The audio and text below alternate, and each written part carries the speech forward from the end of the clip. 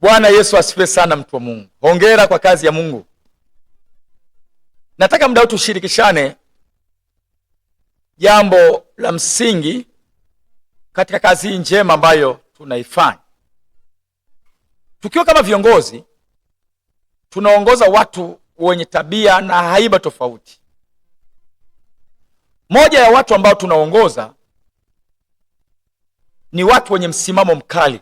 Kuna aina ya watu ambao tunaongoza wanakuwa na misimamo mikali sana,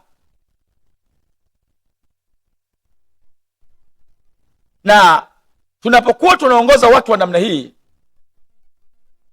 tunatakiwa kuwa nao makini sana, maana watu hawa huwa wanakuwa na nguvu ya ushawishi sana juu ya wengine, na mara nyingi hupenda kuwa juu ya wengine, na hata wakati mwingine hupenda kuwa hata juu yako wewe kiongozi.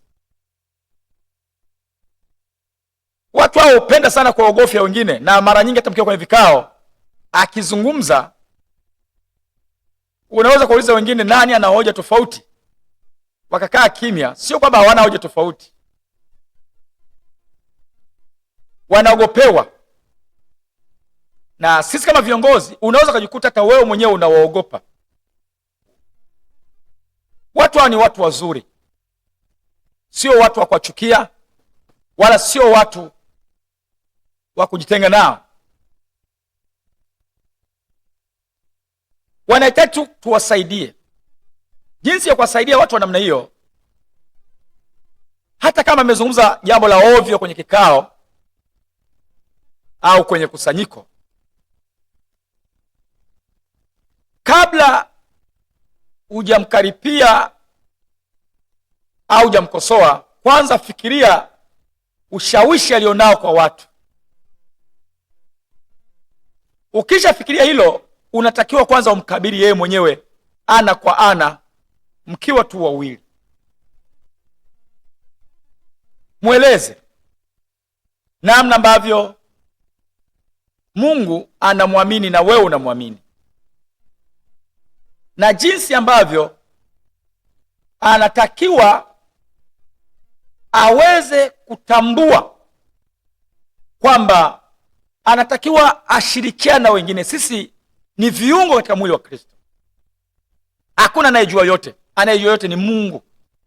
Kwa kadiri inavyowezekana, pamoja na sisi kuwa na mawazo yaliyo sahihi na yenye msimamo, lakini tuwe tunaruhusu akili yetu kupokea na mawazo ya watu wengine. Kuna watu wana vitu bora sana, au wanaweza wakaboresha mawazo tulionayo. Ukishazungumza naye mambo mengi ya kuweza kumuonyesha namna anavyotakiwa kuwa mtu sahihi na mtu bora, na jinsi Mungu anavyotaka kutumia ule msimamo wake katika mambo yaliyo sahihi, ndipo sasa mueleze kwamba lile jambo alilozungumza pale mbele za watu alikukaa sawa sana, kwa unahitaji kwenda kuliweka sawa na yeye, wakati akijua kwamba hilo jambo aliko sawa sana. Kwa mkiwa pamoja, hata yeye akiwepo, ni vizuri kuweza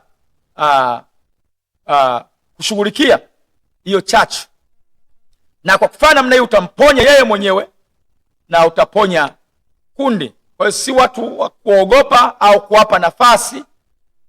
Kwa hiyo kwa kadiri inavyowezekana, mtu huyu kwa kadiri unavyokuwa unamrekebisha, akibadilika, hawa wanakuwa ni watu sahihi sana, wanakuwa si vigeugeu. Mkikubaliana jambo, anakuwa na msimamo sahihi juu ya jambo hilo. Kama mmekubaliana mkesha, atakuja kwenye mkesha. Maombi, atakuja kwenye maombi. Akisema natoa jambo fulani, natoa kitu fulani, atafanya hivyo. Akiahidi kwamba atasupport kazi ya Mungu, yani anakuwa hivyo, huwa hana kauli mbili. Kwa hiyo wanapobadilika, hawa wanakuwa ni watu wazuri sana kwenye huduma, na tunahitaji watu wa namna hii.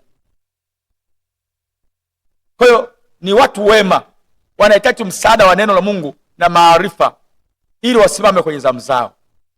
Mungu akubariki sana, nikutakie kazi njema ya Mungu. Amen.